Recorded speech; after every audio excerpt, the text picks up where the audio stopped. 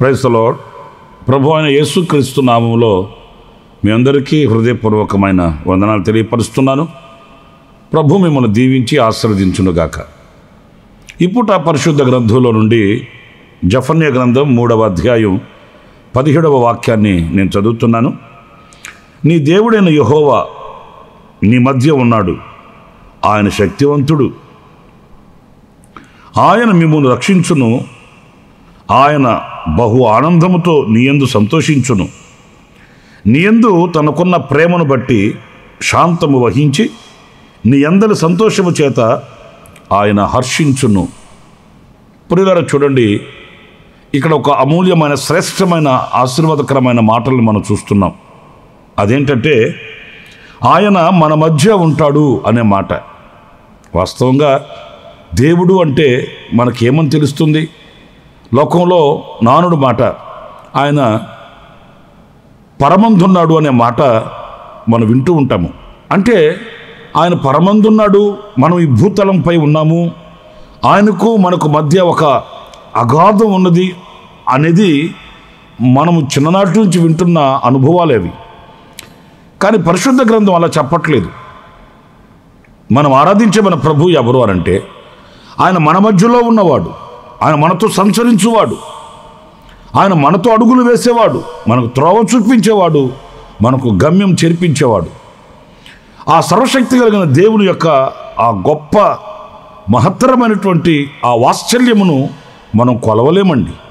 ఎందుకంటే ఆయన మన మధ్యకు దిగి రావడం అనేది తన మహిమను విడిచిపెట్టి, తనకున్న ఆధిక్యతను విడిచిపెట్టి అల్పులము అయోగ్యులమైన మన మధ్యలో నివసించుటకు, మన మధ్యకు ఆయన దిగి రావడం అనేది ఆశ్చర్యకరమైన ఆశీర్వాదకరమైన అనుభవం అని చెప్పుకోవాలి. ఆయన మన మధ్యలో నివసించినప్పుడు కలిగే అనుభవాలు ఎలా ఉంటాయి అనంటే ఈ వాక్య భాగంలో మనం చదువుతాము. ఆయన బహు ఆనందముతో మన ఎడల సంతోషిస్తాడట, మన మీద ఆయనకున్న ప్రేమను బట్టి శాంతము వహించి ఆయన సంతోషిస్తాడని, హర్షిస్తాడని ఈ వాక్యంలో రాయబడి ఉంది.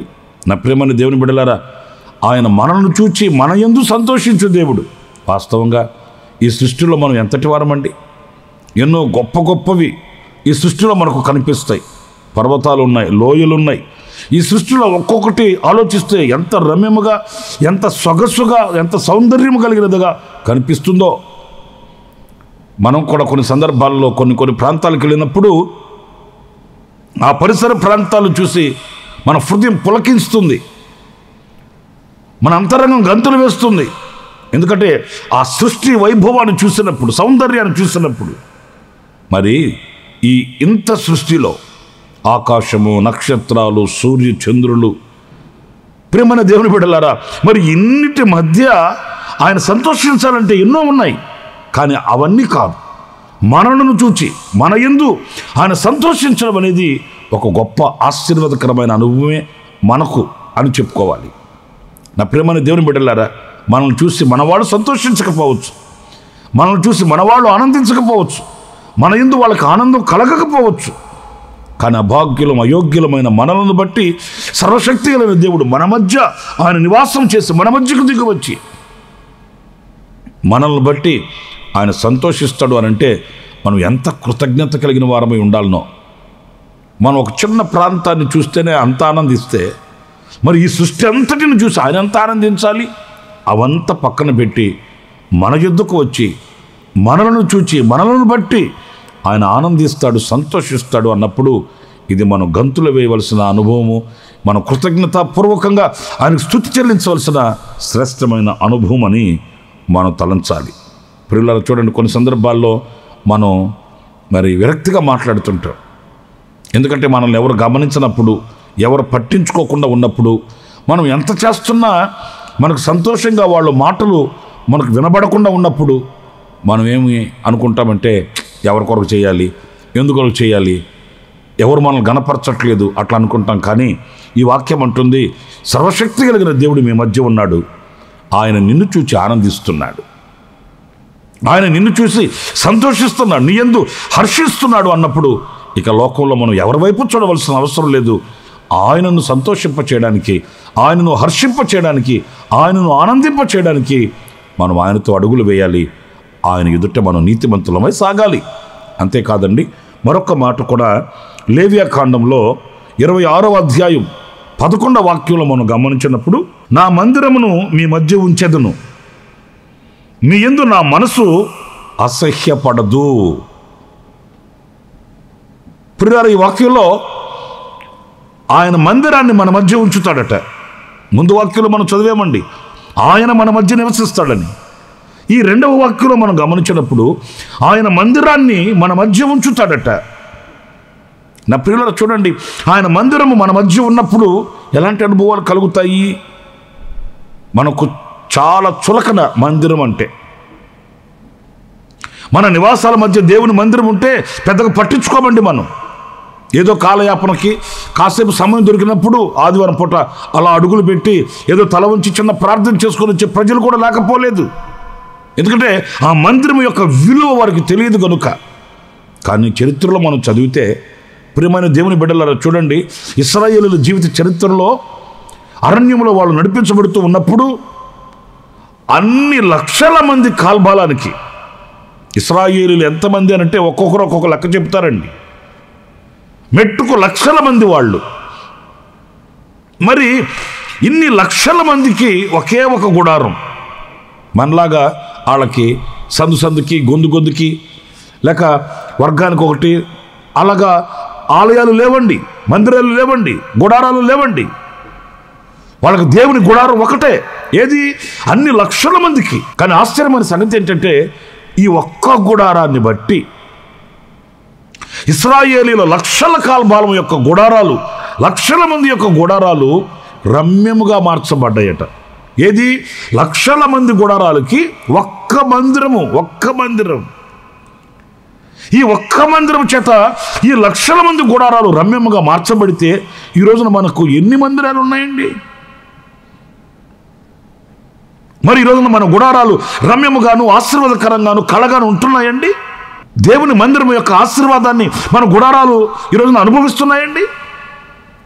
ఈ రోజున కొన్ని గుడారాల్లోకి వెళితే, కొన్ని కుటుంబాల్లోకి వెళితే ఎప్పుడు అలజడి, ఎప్పుడు కన్నీళ్లు, కలవరాలు, వేదనలు, వ్యాధులు ఎన్నో.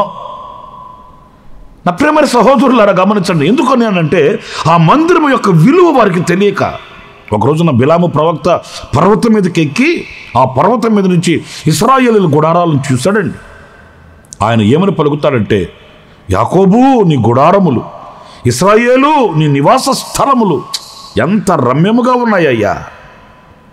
నేనంటాను, ఆ ఇశ్రాయేలీయుల గుడారాలకు ఆ రమ్యత ఎలా వచ్చింది అని అంటే, వాళ్ళ గుడారాల మధ్య దేవుని గుడారం ఉంది, దేవుని మందిరము ఉందండి. ఆ దేవుని మందిరం యొక్క ప్రసన్నత, ఆ గుడారం యొక్క ప్రసన్నత ఆ గుడారాల మీదకి అది ప్రకాశింపబడింది. తద్వారా ఆ గుడారాలు రమ్యముగా, సౌందర్యము కలిగినవిగా మలచబడ్డాయని చెప్పడానికి ఎలాంటి సందేహం ఏమీ కూడా లేదు.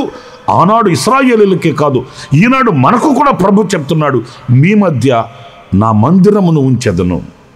ఆ మందిరము యొక్క నీడ మన గుడారాల మీద పడితే చాలండి. మన నివాసాల మధ్య ఆ గుడారం, దేవుని గుడారం ఉంటే అంతకంటే భాగ్యం మరొకటి లేదండి. అందుకే కీర్తనకారుడు దావీదు అన్నాడు, చిరకాలము నేను యెహోవా మందిరములో నివాసము చేసేదను అన్నాడు. మందిరంలో నివాసం, మందిరము యొక్క ఆశీర్వాదం, ఇవన్నీ మాటలతో చెప్పుకునేవి కావండి. అంతకు మించిన భాగ్యం మరొకటి మనకు లేనే లేదండి. కానీ ఈ రోజున మన చేతులారా ఇలాంటి ఆశీర్వాదాలు పోగొట్టుకుంటున్నాము. లోకంలో మనకు నచ్చినవి, మెచ్చినవి సంపాదించుకోవడానికి మనం ప్రయాసపడినంతగా దేవుని మందిరం యొక్క దీవెనను మనం పొందుకోవడానికి ప్రయాసపడలేకపోతున్నామండి. ఏదో మనకు బుద్ధి పుట్టినప్పుడు ఒక ఆదివారం, నెలలో ఒక ఆదివారం అది పనులు గనక త్వరగా అయిపోతే వెళ్ళి దేవుని మందిరంలో కనబడి కాసేపు కూర్చొని రావడమే, కానీ ఆ దేవుని మందిరం యొక్క ప్రసన్నతతో నేను ప్రకాశించబడాలి, దేవుని మందిరంలోని ఆశీర్వాదాన్ని నేను నా బిడ్డలు అనుభవించాలి, నా తరతరాలు దేవుని మందిరం యొక్క ఆశీర్వాదాన్ని అనుభవించాలన్న కాంక్ష ఈరోజు అనేక మందిలో కనిపించట్లేదండి. కనుక నా ప్రియులారా, మన మధ్య ఆయన మందిరాన్ని ఆయన ఉంచుతాడట. ఎందుకంటే ఆ మందిరం యొక్క ప్రసన్నతతో ఆశీర్వాదంతో మనం నడిపించబడాలని. మరొక మాట కూడా మన పరిశుద్ధ గ్రంథంలో చదివితే, హగ్గయి గ్రంథం 2వ అధ్యాయం 5వ వాక్యంలో చదివినప్పుడు, మీరు ఐగుప్తు దేశంలో నుండి వచ్చినప్పుడు నేను మీతో చేసిన నిబంధన జ్ఞాపకం చేసుకునుడి, నా ఆత్మ మీ మధ్యన ఉన్నది గనుక భయపడకుడి. ప్రియులారా, ఇక్కడ ఆయన ఆత్మను మన మధ్య ఉంచుతున్నాడట. మొదటి వాక్యంలో ఏమో ఆయన మన మధ్యలో ఉంటాడు అని వ్రాయబడిన మాటను చదివాము. రెండవది, ఆయన మందిరాన్ని మన మధ్య ఉంచుతానని వ్రాయబడిన మాటలు చదివాము. మూడవది, నా ఆత్మ మీ మధ్యలో ఉన్నది అనే మాట మనం చదువుతున్నామండి. ఆయన ఆత్మ మన మధ్యలో ఉన్నప్పుడు ఆ ఆత్మ దేవుడు ఏం చేస్తాడు అని అంటే, ఆయన మనల్ని సరి అయిన రీతిలో నడిపిస్తాడండి. ఏది క్షేమము, ఏది క్షేమము, ఏది ఆశీర్వాదము, ఏది ఆశీర్వాదం కాదు, ఇవన్నీ ఆత్మదేవుడు మనకు ప్రత్యక్షపరుస్తాడు. లేఖనాల్లో మనం చదువుతాం, యోహాను సువార్తలో ఆయన మనల్ని సత్యంలో నుంచి సర్వసత్యంలోనికి నడిపిస్తాడట. ఆయన మనకు బోధిస్తాడట.